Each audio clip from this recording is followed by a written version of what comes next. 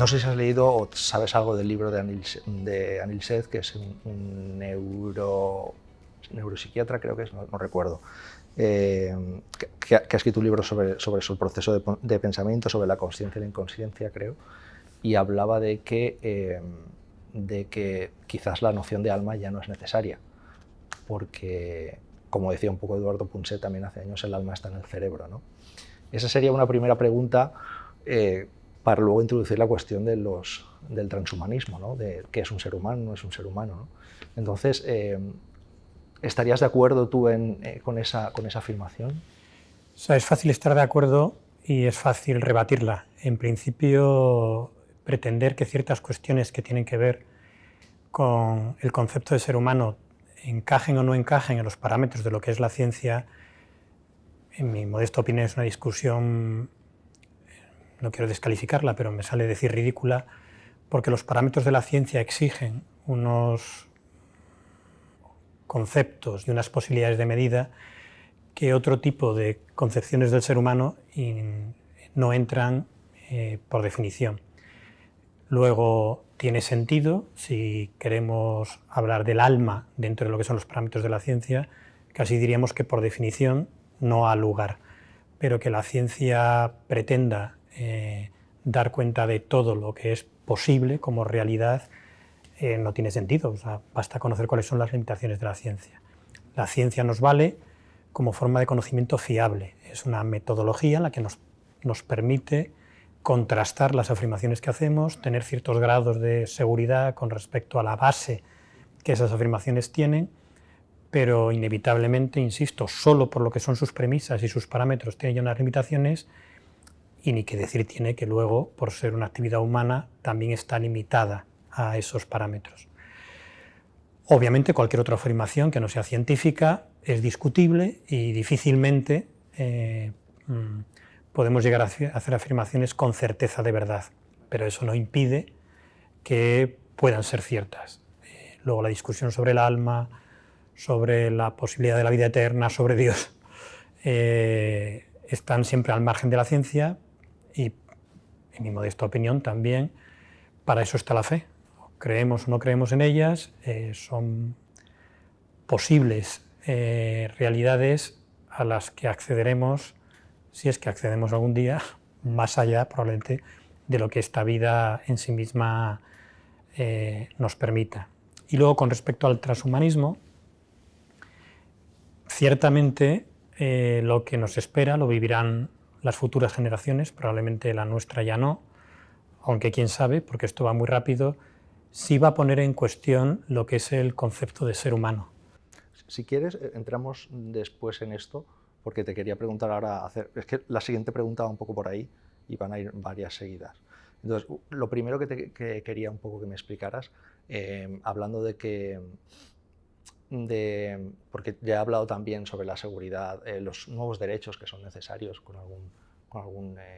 esto sí, a una persona experta en neuroética, que son necesarios dada la tecnología que hay de acceder al cerebro, de cambiar el cerebro, que va a ir mejorando, que va a ir siendo cada vez más potente y que tiene, por supuesto, muchas ventajas, pero también ciertos peligros, ¿no? Entonces, lo digo porque esto lo relaciono un poco, no sé si me equivoco, con el título de tu libro de la mente, la última frontera. Un poco, ¿cuál es la tesis? ¿De qué hablas en este libro? Bueno, el libro en el fondo es un manual para alumnos, complejo, eso es cierto, porque además está escrito en forma de diálogo, pero básicamente el libro lo que pone encima de la mesa, por así decirlo, en sus capítulos finales, es que hay dos variables fundamentales para entender el funcionamiento de la mente que se han dejado de lado sistemáticamente en el estudio de la misma, que son la consciencia como tal, se ha puesto de moda en las últimas décadas y ha sido objeto de estudio principalmente por la neurología, la inteligencia artificial, la filosofía, incluso la física, pero no desde la psicología. Lo cual además es curioso porque muchas de las afirmaciones que hacen desde otras ramas usan algunos de los experimentos o estudios básicos de la psicología.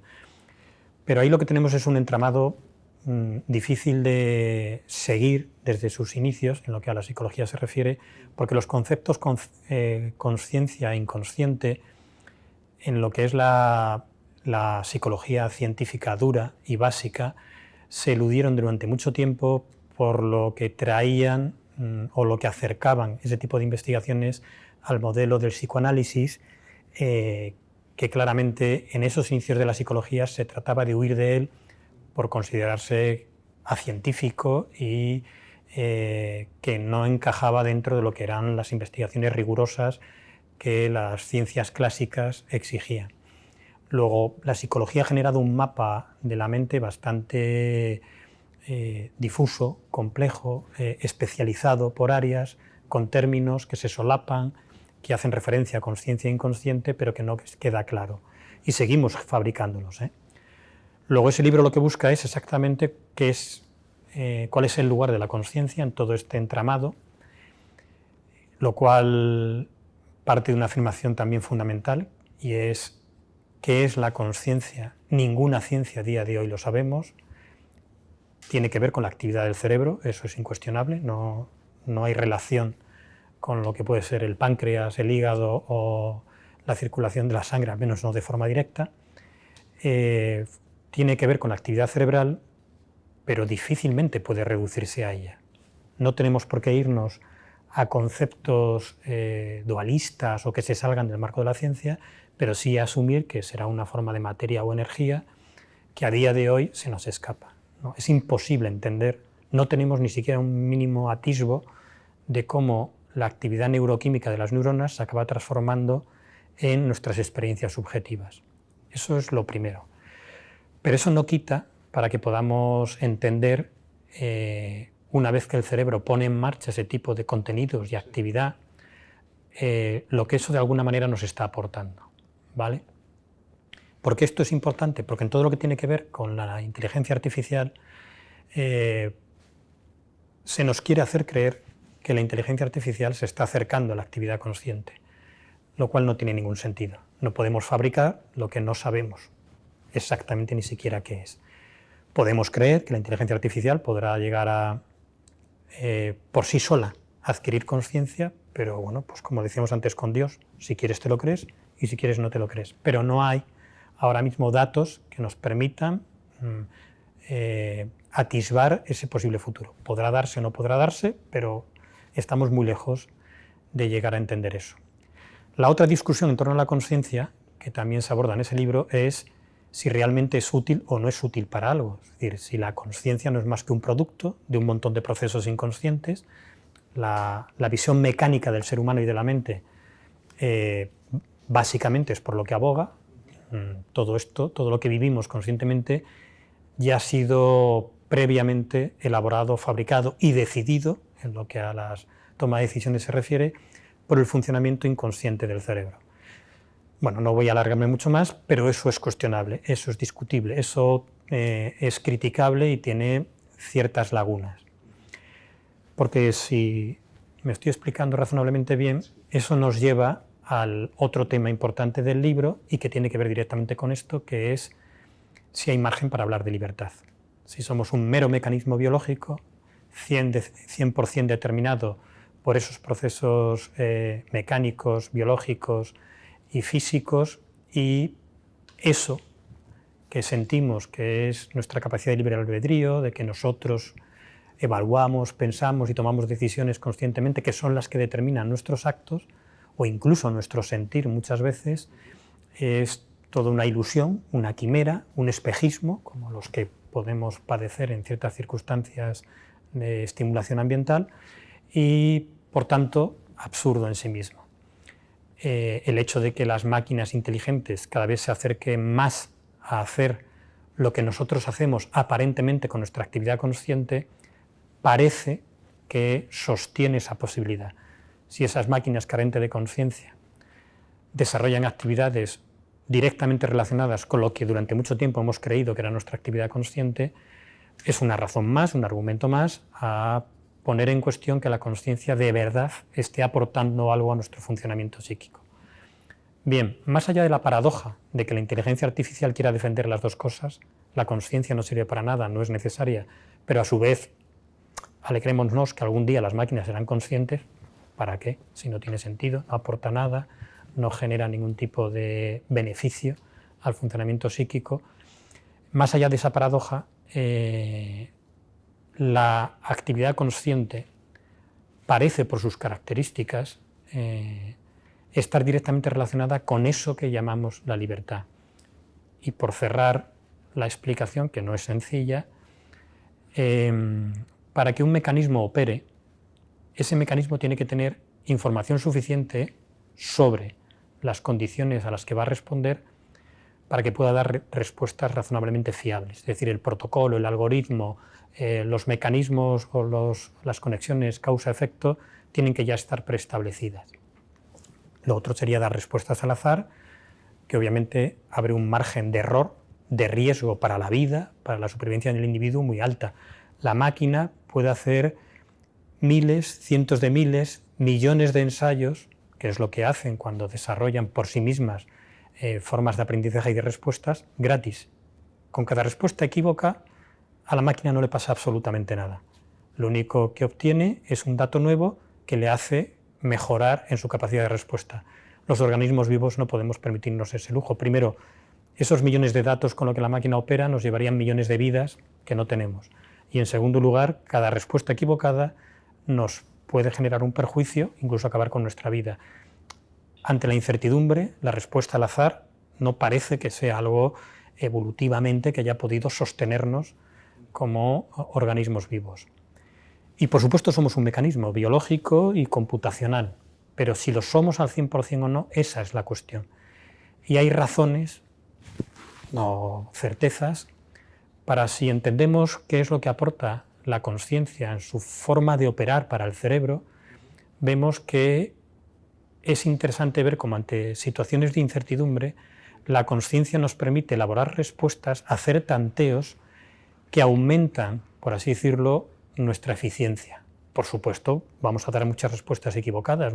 Cualquier individuo, cualquier ser humano tiene esa experiencia, ¿vale? Operamos conscientemente, no sabemos exactamente cuál es la mejor opción, elucubramos y nos lanzamos a una vía de respuesta, hacemos un tanteo y bueno, luego tenemos que afrontar las consecuencias.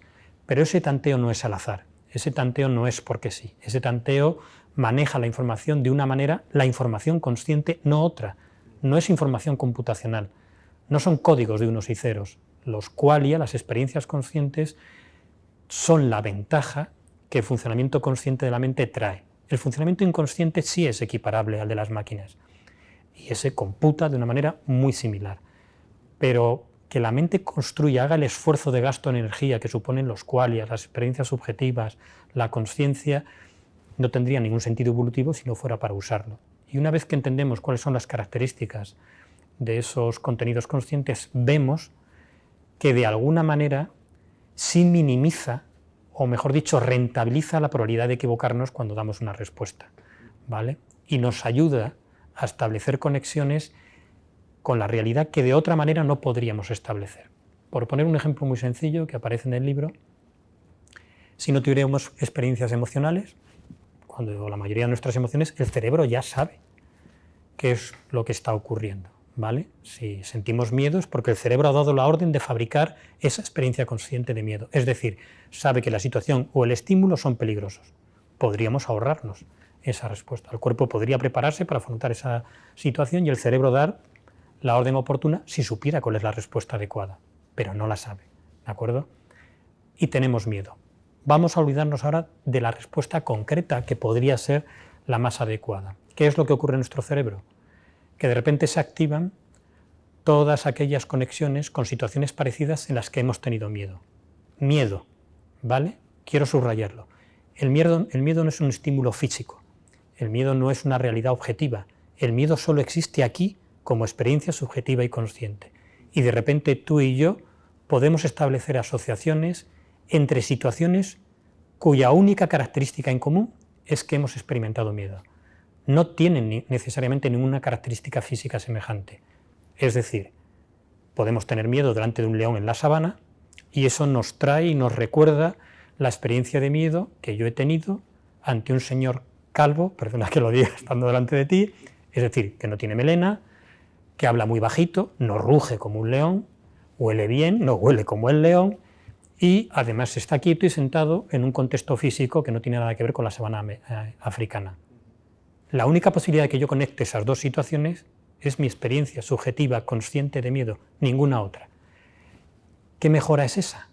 Porque de repente yo puedo comparar las respuestas que he dado ante un señor bajito que me daba miedo, calvo, que hablaba abajo, que en un contexto físico nada tiene que ver, y si esa respuesta me sirvió, puedo ensayarla ahora. No tiene por qué funcionar, pero un sistema que no tiene la experiencia consciente de miedo no conectaría nunca esas dos situaciones y no tiene opción de elegir ninguna respuesta. Pero yo tengo la del señor calvo detrás de un escritorio hablando bajito, la de mi madre gritándome cuando era niño, persiguiéndome con una escoba porque la había liado en casa. Puedo de repente tener un abanico de posibilidades de respuestas que han tenido ciertos grados de eficacia, incluso para rechazar respuestas que no funcionaron, ante una situación nueva, completamente desconocida, para la que no tengo ni datos de otro tipo, físicos, cuantificables, objetivables, y elegir cuál de esas opciones que otras veces me han funcionado podrían funcionarme. ¿Vale? No es perfecto, no es maravilloso, no garantiza la eficacia, pero sin esa experiencia consciente estaríamos completamente vendidos. Luego, y podríamos poner otros muchos ejemplos, luego esas experiencias conscientes sí aportan algo, o sí podrían estarlo aportando.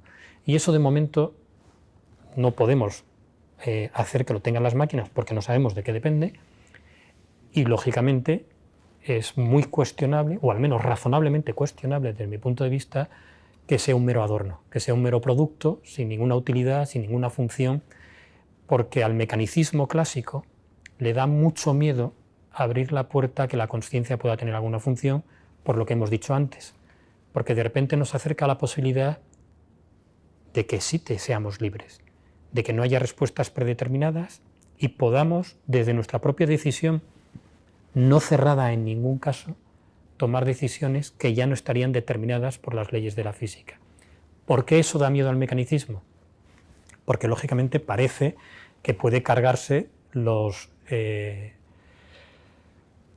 parámetros, los pilares de la ciencia. La ciencia parte de una premisa. Todo efecto es fruto de una causa.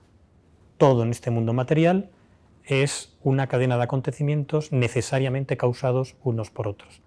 Hablar de libertad como concepto ya no encaja. La ciencia exige, parte, asume que todo tiene que ser así. Luego, que en un organismo biológico, físico por tanto, podamos plantearnos la posibilidad de que hay algo que escapa a ese principio básico, parecería que da al traste con la ciencia. En mi opinión, eso también es absurdo y exagerado. No. La ciencia, para el resto de todo lo conocido, funciona perfectamente. Parece, en mi opinión también, que cuestionar el fenómeno de causalidad, el principio de causalidad, para todo lo que conocemos, no tiene ninguna razón de ser a día de hoy, pero que haya dentro del universo un pequeño margen para algo que no se sujete a ese principio no es necesariamente incompatible, y que lo sea precisamente para la variable conocida pero más difícilmente atrapable como es la conciencia, tampoco parece que sea un drama. Estamos hablando, de hecho, en el libro al que te referías hace un rato, el capítulo del libro se titula 1% de libertad. Es simbólico, es metafórico. 1%, 0,1% o lo que sea, el resto es mecánico. Pero puede haber un margen en el universo para que un organismo vivo muy especial, con una calidad muy especial de algo que se nos escapa al control, haya creado un espacio de decisión no determinado. ¿De acuerdo? O sea que tú como científico tampoco te atreves a afirmar de manera tajante que exista la libertad. No, tajante es imposible. La ciencia, como te acabo de decir, hay conceptos que no caben dentro de lo que son las reglas del juego de la ciencia. Podemos discutirlos, podemos razonarlos, podemos acercarnos a ellos, pero esto es por principio. Esto es como si tú y yo hemos decidido que vamos a jugar una partida de ajedrez y tú quieres utilizar los dados. No, perdona. Esto es ajedrez y en el ajedrez no se admite el dado, ¿vale? Si quieres jugamos al parchís. Hacemos filosofía, hacemos teología, hacemos Pero la ciencia tiene sus límites. La ciencia no es todopoderosa, ni omniconsciente, tiene sus límites, establecidos por nosotros. Es un método de conocimiento que nosotros hemos decidido y nos hemos dado para construir conocimiento fiable. Y eso tiene unas reglas de juego. Y hay discusiones que, por lo que ponen encima de la mesa, se salen del tablero. Ya está. Entonces, tenemos que saber manejarnos dentro de la ciencia y entender lo que de momento se sale de la ciencia. Pero eso no quiere decir que ni sea absurdo, ni no habrá, incluso con lo que sabemos, en este caso científicamente, de lo que es la mente, que haya razones, atisbos, evidencias que, bueno, digan, tal vez esta discusión no sea tan irracional, ni tan alejada, ni tan absurda. Muy bien. Te iba a preguntar sobre la diferencia entre nuestro cerebro y el de las máquinas de inteligencia artificial, pero me has respondido a esto ya. Ahora sí, ya podemos meternos un poco en faena. ¿Estarías de acuerdo? Hay un politólogo americano de origen japonés que, bueno, se llama Francis Fukuyama, que dijo que el transhumanismo es la idea más peligrosa del mundo. Sé que tú como científico quizás no quieres entrar a ese tipo de valoración ética, pero explicando un poquito también, para que la gente entienda lo que es el transhumanismo primero, ¿estarías de acuerdo con esto o como científico no puedes obviamente hacer una afirmación tan tajante? Estoy bastante de acuerdo en el sentido de que hay muchos riesgos que además, me atrevo a afirmar, nos vamos a enfrentar a ellos, no vamos a poder eludirlos. O sea, el problema del transhumanismo, que es de lo que yo voy a hablar hoy en las jornadas, es que más allá de las valoraciones que hagamos, de lo que nos guste o no nos guste, de los peligros o de las ventajas que pueda traer, es irremediable, va a ocurrir. Ojalá pudiéramos, como en otras muchas cosas, en cuanto al avance científico, decir, uy, esto es tan malo que sería mejor no desarrollarlo. No, se va a desarrollar como se ha desarrollado pues, las armas nucleares o cualquier otra cosa. Con respecto a la manipulación genética, que forma parte del transhumanismo, ya estamos ahí. También ya es una realidad el que haya dispositivos que interaccionan directamente con el cerebro para mejorar funciones psicológicas que la persona, en ese caso a la que se le ha insertado el chip correspondiente, pues no podía en ese momento desarrollar. Luego esto va a ocurrir, pero no es inocuo. Ya podemos prever, y yo no voy a hacer grandes elucubraciones en la ponencia, que con lo que sabemos cuál es nuestra naturaleza, nuestra forma de comportarnos habitualmente ante ciertas realidades, al menos esas van a empujar a que la incorporación de sistemas artificiales que interaccionen directamente con nuestro cerebro, insisto, ya está en la realidad, pero eso va a ir a más, y eso va a traer riesgos. Algunos de ellos difícilmente predecibles, pero en general hay muchos elementos preocupantes. Sin lugar a dudas, va a haber otras muchas ventajas y precisamente por esas ventajas, a corto plazo o a medio plazo, el transhumanismo en lo que a la incorporación de la inteligencia artificial a la interacción con el cerebro directo nos va a traer, esas ventajas son lo que van a empujar esto a una velocidad sin precedentes. La inteligencia artificial es el área de la ciencia y de la tecnología que más ha avanzado de una forma impredecible antes de que surgiera que cualquier otra rama de la ciencia a lo largo de la historia. Su progresión es imparable, es vertiginosa y lógicamente, a no ser que queramos jugar con ejercicios de fantasía un poco infantiles, eso no va a dejar de ser así. E insisto, las ventajas directas que el transhumanismo trae, imagínate que te estás quedando ciego y te insertan un pequeño chip que te devuelve la vista. No lo ibas a comprar, no ibas realmente a... o es tu hijo el que podría ver o oír porque nació sordo ciego con un par de chips directamente sobre su cerebro y ser un niño normal y tener... Pagaremos por ello, lo desarrollaremos cada vez más y seremos una nueva especie en la que una parte importante de nuestro cerebro esté directamente interaccionando con dispositivos que mejorarán su rendimiento mientras el dispositivo funcione, que se puede estropear. Una idea un poco que es de ciencia ficción, pero de la que ya se habla. O sea, ¿crees que será realmente posible algún día la existencia de los cyborgs, de estos exoesqueletos con un cerebro humano arriba, operado o ayudado por inteligencia artificial? No, el concepto de cyborg ahora mismo, ese es el de las películas y bueno, pues pudiera ser. Me he ido al extremo, ¿no? Sí, sí. El concepto de cyborg que tenemos que manejar a día de hoy es el que, insisto, ya existe. Ya hay un ser humano reconocido jurídicamente como cyborg y una asociación de cyborgs. Y ya hay sujetos, esto no es ciencia ficción, que tienen chips insertados en su cerebro para poder desarrollar ciertas funciones psicológicas. Eso ya existe. Eso es un cerebro cyborg, ¿vale? Es un cerebro apoyado, sustentado, mejorado en ciertos niveles por tecnología artificial, ¿vale? Y eso va a ir a más. El problema es la dimensión que eso pueda llegar a coger. Y esa dimensión es la que yo creo que no vamos a ser capaces de controlar hasta que a lo mejor, pues como ha podido pasar con las armas nucleares, nos estrellemos con una realidad que nos haga replantearnos hasta dónde estamos llegando. Pero eso es lo que sabemos del ser humano, que hasta que no tropieza y se cae, no se replantea si la trayectoria, si el camino que está siguiendo es el adecuado o no.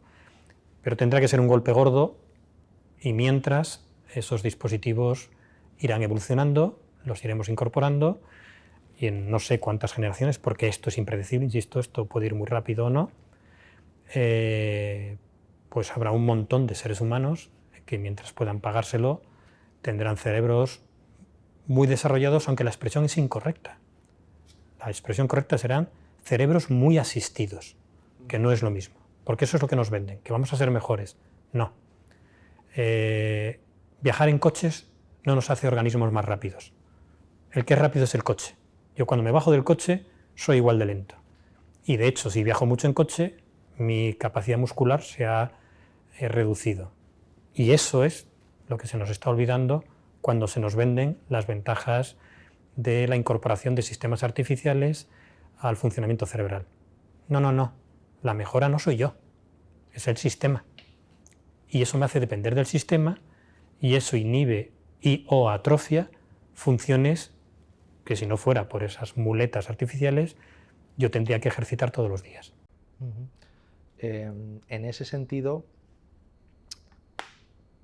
es que es interesante esta última reflexión, porque iba a ir por otra cosa, pero esto último que has dicho es bastante interesante.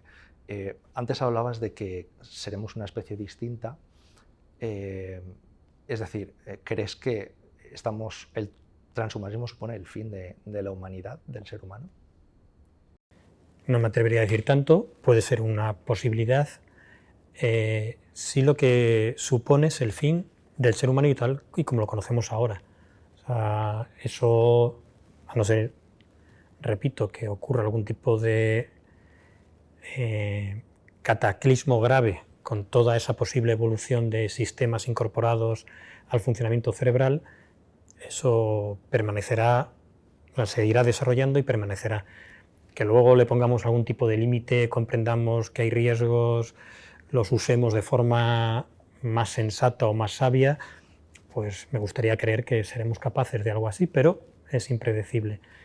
Pero bueno, en cualquier caso, esos seres humanos de no sé si décadas o cientos de años futuros, no serán como nosotros, ni mucho menos.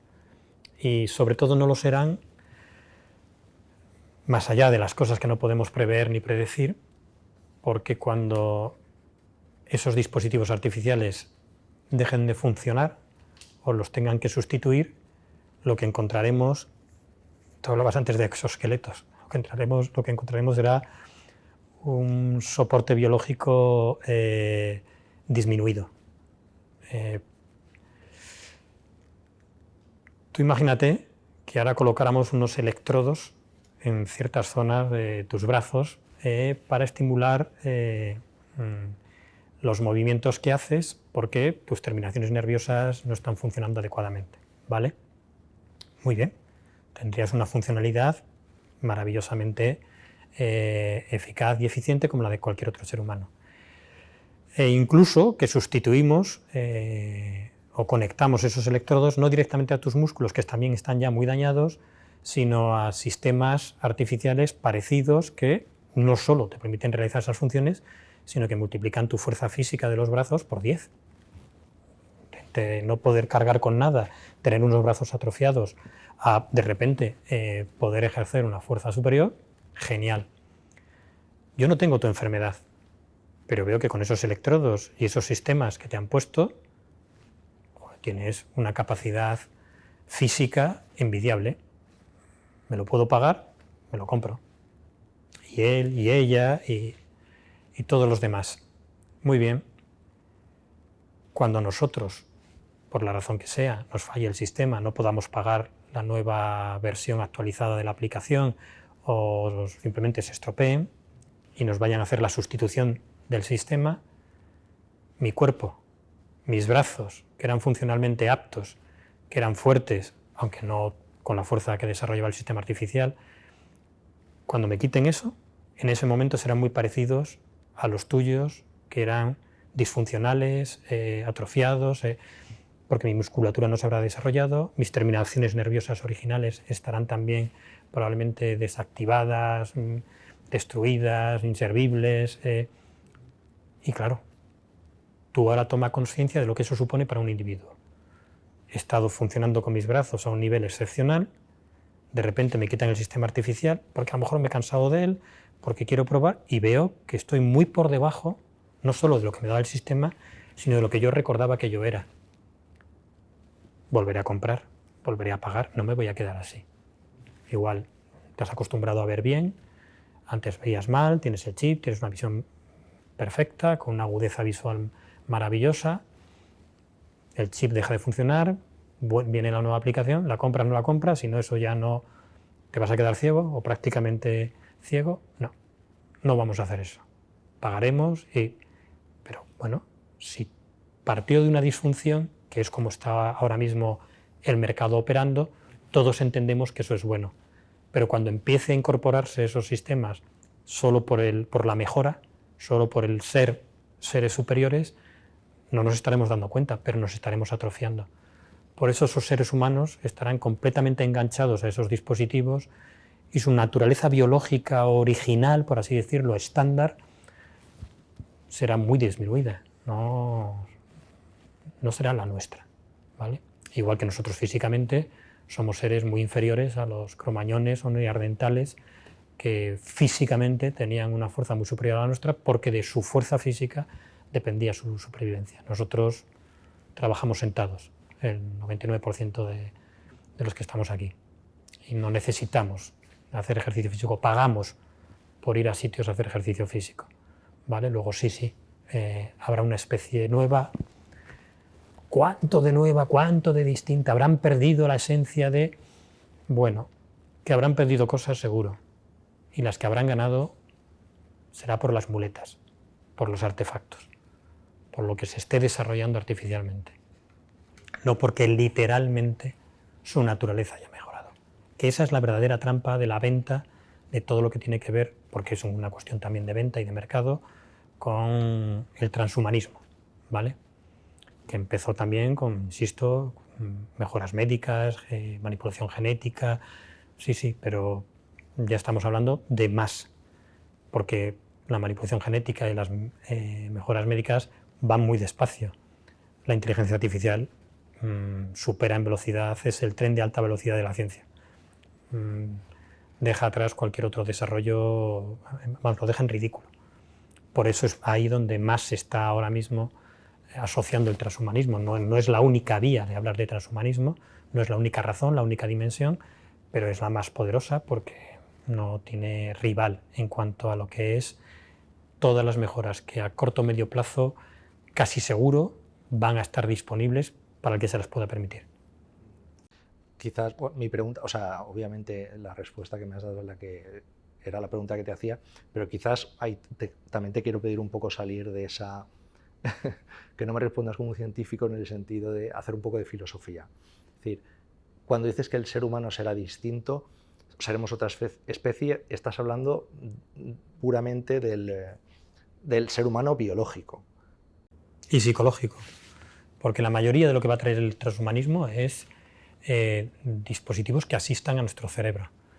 Que luego también haya otros mecánicos para otro tipo de funciones, o bueno, casi seguro, vamos, muy probablemente, pero tú imagínate que pudieras tener insertado en tu cerebro los traductores de lenguas que ya están en el mercado, las aplicaciones. Ahora mismo tenemos sistemas que permiten traducir cualquier idioma. Te lo insertas, puedes viajar por el mundo y hablar con un chino, con un maorí, con un ruso, sin ningún problema. Con un alemán, y lo entiendes y ellos te entienden. Y, insisto, no pagarías por ello, no pagarías porque tu hijo lo tuviera si todos los niños ya lo tienen. Todos tenemos móvil, todos tenemos coche. Hace unas décadas eso no era así, pero ¿quién se resiste? Vas a África, donde mucha gente muere de hambre, y los móviles viejos y cutres, pero ahí están pululando por la mayoría de las aldeas. ¿Quién se va a resistir a comprar y pagar por mejoras? Y estamos hablando de mejoras psicológicas, de mejoras funcionales, de mejoras que hablan de lo que son nuestras competencias como seres humanos, ¿vale? De hecho, para que entiendas, puede ser filosófico o científico, porque como al principio de la entrevista te he dicho, sobre la consciencia poco sabemos. De lo que estamos hablando es de un montón de dispositivos, de aplicaciones, ¿vale? Que van a generar sensaciones conscientes. Tú vas a entender el inglés, tú vas a pronunciar palabras en alemán, en chino, en alemán, bueno, en lo que sea. ¿Cuál va a ser la consecuencia a medio o largo plazo para un cerebro que habitualmente es él el que fabrica las experiencias conscientes, que de repente interacciona con otros dispositivos que a su vez van a provocar, con ciertas estimulaciones en ciertos centros neurológicos, experiencias conscientes, pero ya desde ellos, ya son ellos los que generan la estimulación en última instancia para que tú tengas la sensación consciente de entender alemán, ¿vale? O sea, este cerebro pudiera ser que estuviera en alguna medida o en gran medida organizado en torno a la actividad consciente, ¿vale? Si eso fuera así, que insisto es una de las ideas que yo defiendo, y de repente esa estructura armada en torno a una actividad muy, muy excepcional y muy rara empieza a disminuirse, empieza a inhibirse porque se sostiene, se asiste y se produce desde sistemas artificiales, ¿qué consecuencia va a tener eso para esos seres humanos?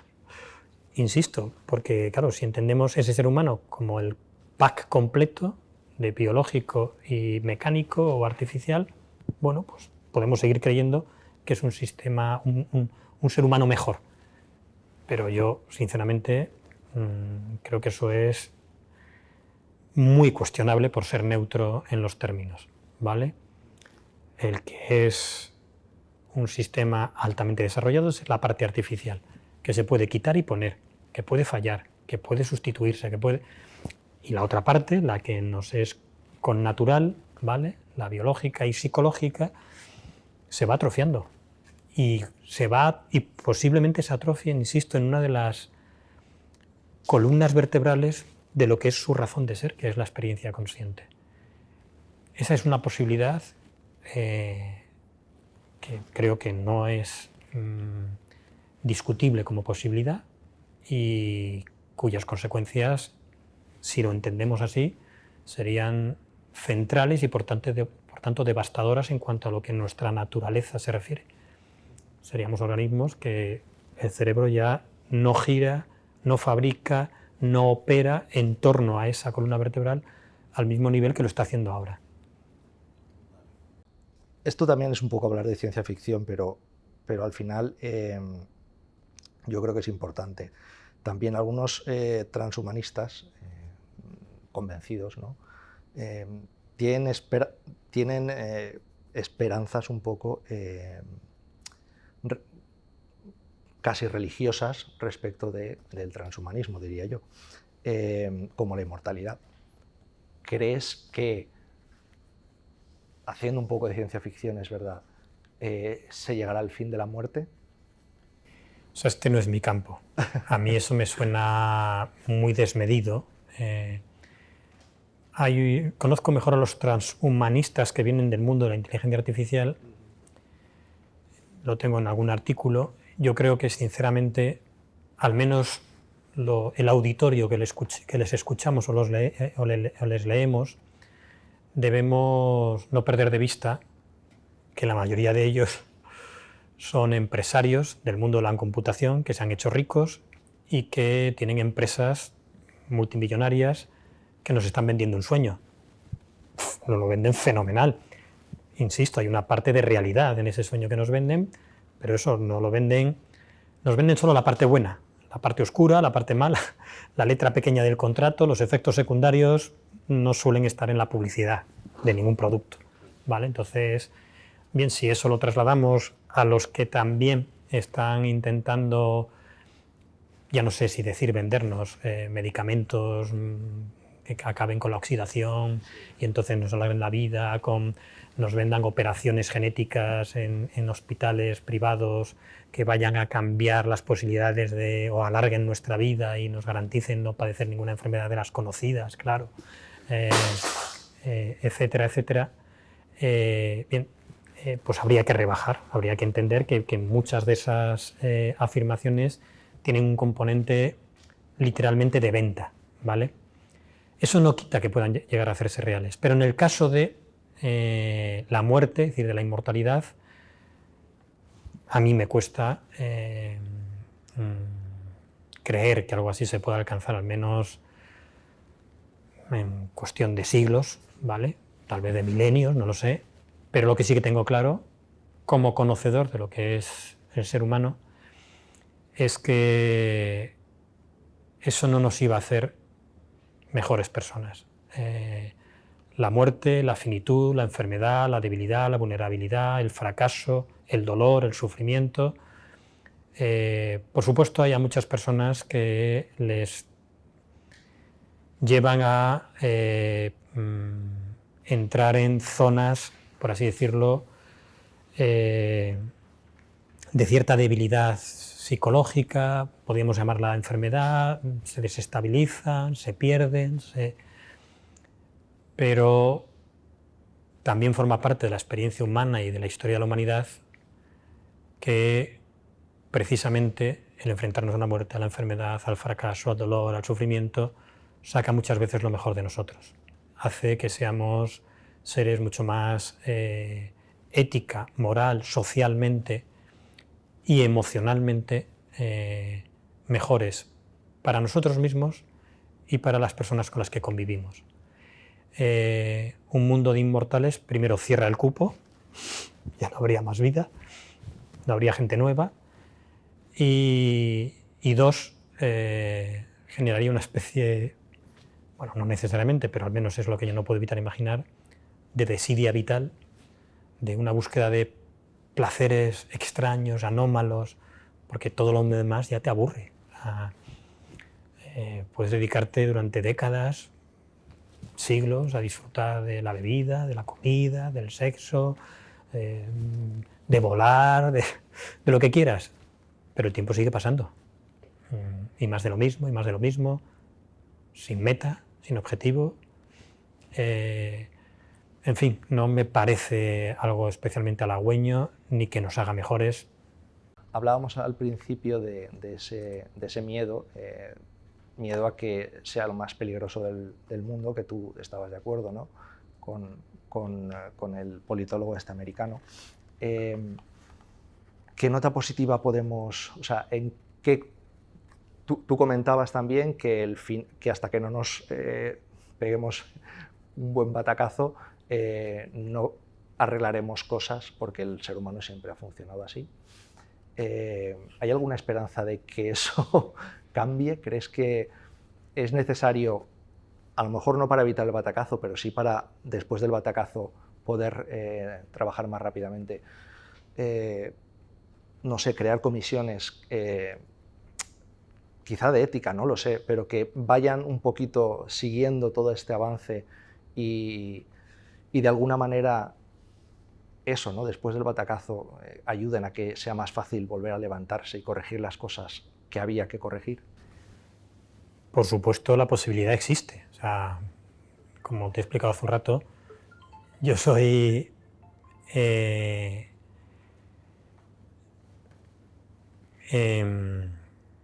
como científico razonablemente convencido de que la libertad, aunque no encaje en los parámetros de la ciencia, es una cualidad de nuestra actividad psíquica. Por tanto, no estamos determinados necesariamente a nada. Podemos elegir nuestro camino, nuestro destino, y con respecto a esta cuestión, como a cualquier otra que nos incumbe a nivel individual y social, podríamos, ¿vale?